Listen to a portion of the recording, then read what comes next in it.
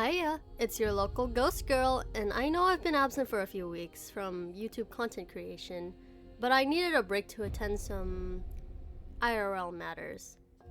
Exams have been kicking my butt, and streaming has also been taking up a good chunk of my time. However, I'm back and with a super special video. Today we'll be covering a co-op game instead of our usual single-player games. Of course, this game is still playable by yourself if you'd like to experiment with a unique tag swap mechanic. Don't worry, I'll elaborate a bit more. As always, I would like to preface this video by saying there will be heavy spoilers about Darksiders Genesis. Like I stated before, Darksiders Genesis is a co-op game and was designed to be able to incorporate it into the gameplay smoothly. Alternatively, if you don't have friends, like me, you can play the game solo. There are noticeable world differences when it comes to puzzles and puzzle solving when you're playing by yourself versus with a friend. If not playing with a friend, you're able to swap between two characters, Strife and War, respectively. These two characters have unique ability sets that are able to solve puzzles strewn about, as well as enabling the player to switch up the combat gameplay. Strife is known for his ranged attacks with an arsenal of different bullets to choose from, while War is known for his melee attacks that deal a lot more damage, but put him in harm's way. The game almost reminds me of Diablo 4, although the maps and levels are a lot smaller and there isn't as much mobbing involved. An important note about this game is there are platforming sections and... yikes. I had a hell of a time getting past a lot of the sections.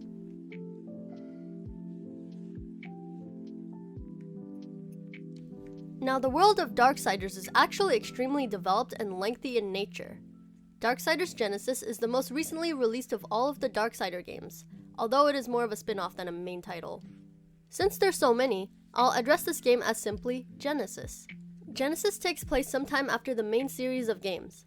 There is allusion to events that predicate the ones within Genesis, although not much about them is elaborated on thoroughly. As the player, we're simply given small glimpses into these events and are expected to come to our own conclusions about what happened.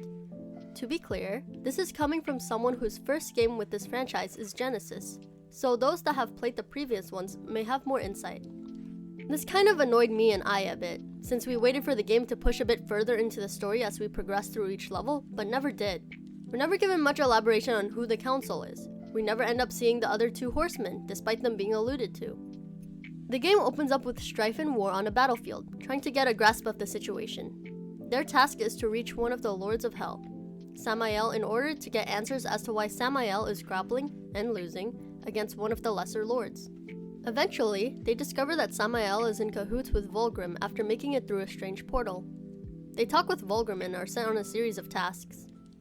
As they retrieve artifacts for him, they are told that Samael's rivals, the other Lords of Hell, are working with Lucifer.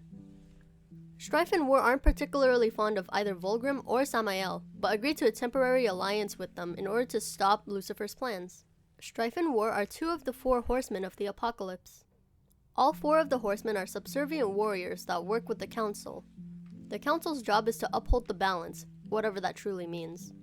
Afterwards, they are tasked with killing the lesser Lords of Hell in order to stop Lucifer's plans.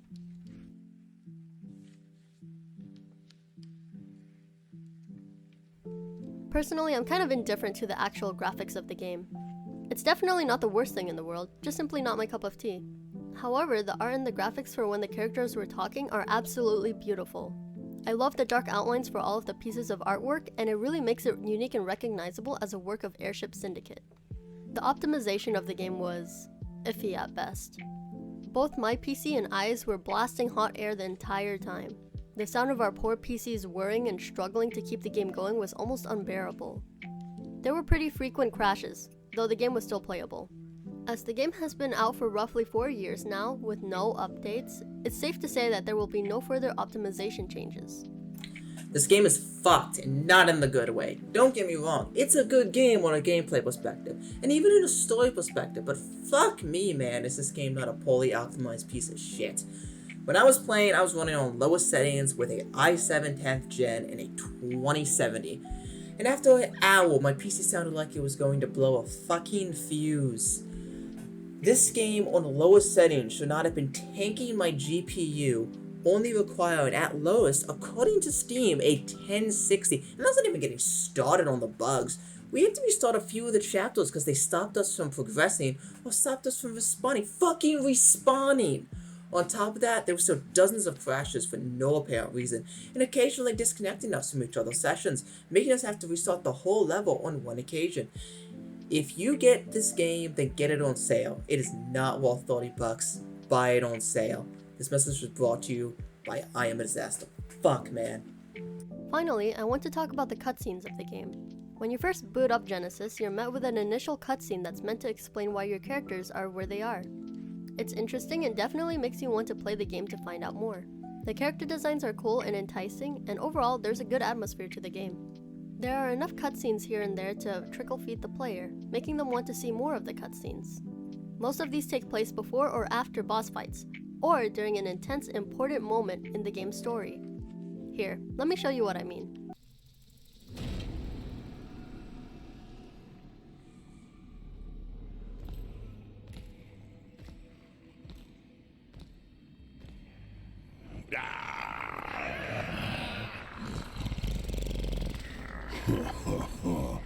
Look who it is. Strife. You know who I am? Yeah.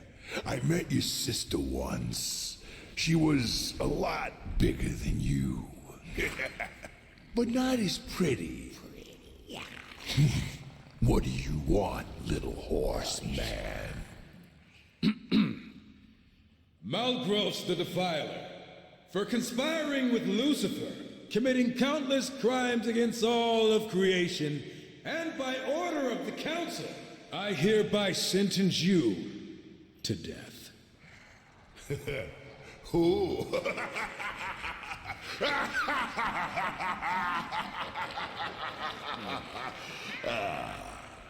You come into my place alone, threaten me, and think you're just walking out of here. It does sound funny hearing you say it. I'm gonna count to 3. If you're still standing here, I'm gonna defile your corpse in ways you can't possibly imagine.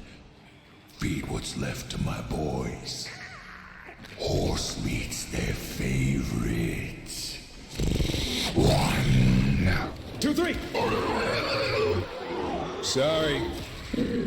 We're in a hurry.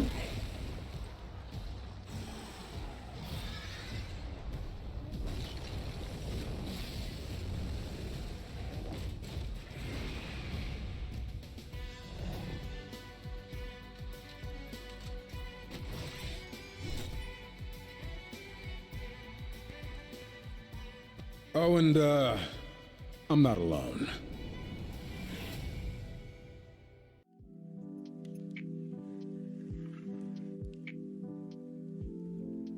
I didn't get to explore much about the game's difficulty. There are up to 3 difficulties, including a normal mode and an apocalypse mode.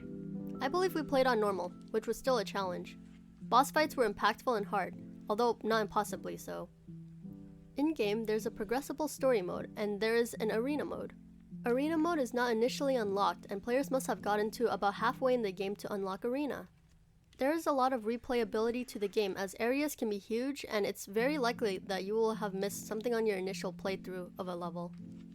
All levels are replayable, and the arena is too.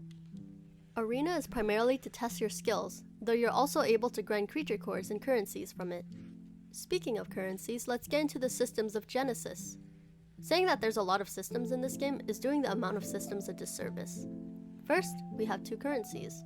There are souls, which are the general blue currencies, which are easily farmable from breaking boxes, opening chests, and killing enemies.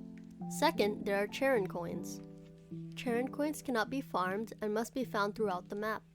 They're a bit tedious to collect as they're usually placed after a platforming area. Next, we have creature cores. Creature cores are random drops from enemies, although they can also be bought from Vulgrim. These are equipable into either normal or boss slots respectively. Boss slots can only be equipped with elite monster or boss cores, while normal slots can only have normal mob cores. Creature cores can provide a % stat buff, or they can provide in-combat boosts, such as summoning the creature for a brief moment. Next, we have Health and Wrath Stones. Health and Wrath Stone shards are collected throughout a level typically through a trickster door and are able to be combined into a full stone, which will boost the corresponding stat. Finally, we have trickster keys, which can be collected and used to unlock trickster doors. Trickster doors often have good loot inside of them, so it's highly recommended for players to seek out and unlock these doors. For both Strife and War, we have various sets of abilities. Their first set comprises of exploration abilities that can also be used in combat. However, using these abilities in combat tend to be less than ideal. Second, there are their combat abilities that are used to enhance their fighting capabilities. Both combat and exploration abilities can be upgraded by progressing further into the story or by exploring levels. There are a few that can be bought from Volgrim, but he does not provide all unlockable combat skills. Third, there are synergy attacks, which I actually tried to do, but could never figure out how to do it. There's just so many keys, controls, and mechanics to the game that it makes it extremely hard to efficiently use them all. Fourth, there are more attacks.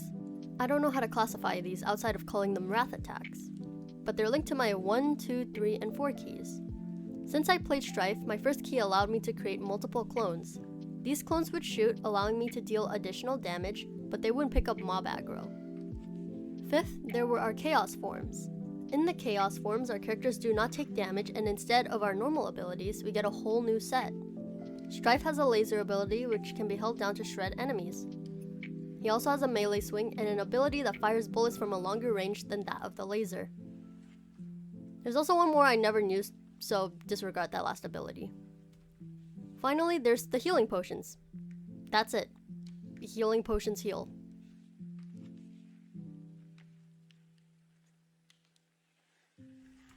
I, yes, I'm gonna keep calling us that. Honestly, we're so heated about the bugs in the game that neither of us really paid attention to any of the music in the game. It was kind of average, to be honest, but when that war music hits, oh man, it really hits.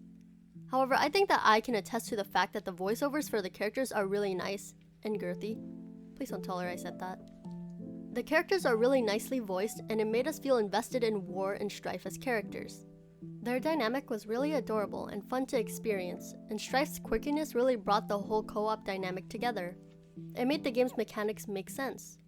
War also reminded me of Yone from League of Legends, but upon further inspection, I realized they had different voice actors.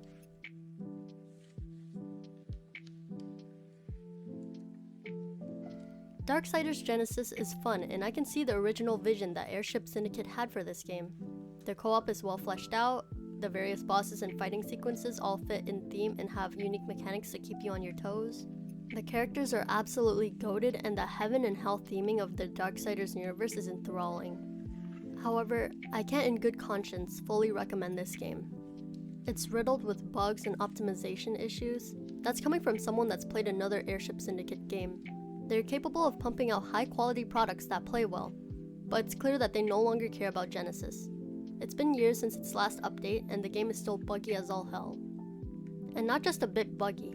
It's buggy to the point where you can get soft-locked out of certain portions of the co-op. The optimization is bad, although not Redfall bad, to the point that crashes are inevitable. Of course, abandoning missions to get past the soft locks is possible, but having to replay through areas, especially the longer ones, is extremely frustrating. Sometimes bridges and puzzles don't proc. Sometimes doors don't open. Sometimes your character will literally phase out of the plane of existence and be stuck in the middle of nowhere. And sometimes, your character will literally be knee-deep in the ground for no reason whatsoever.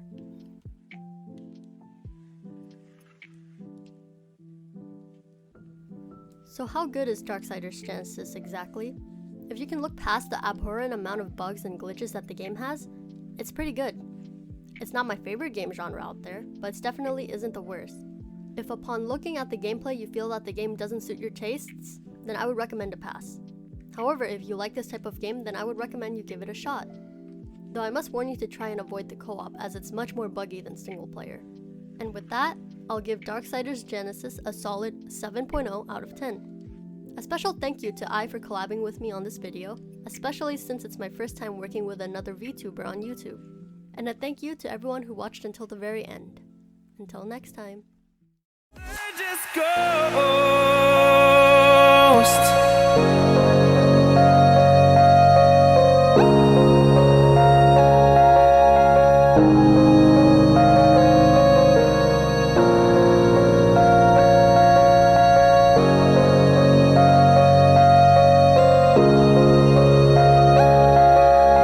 Bye.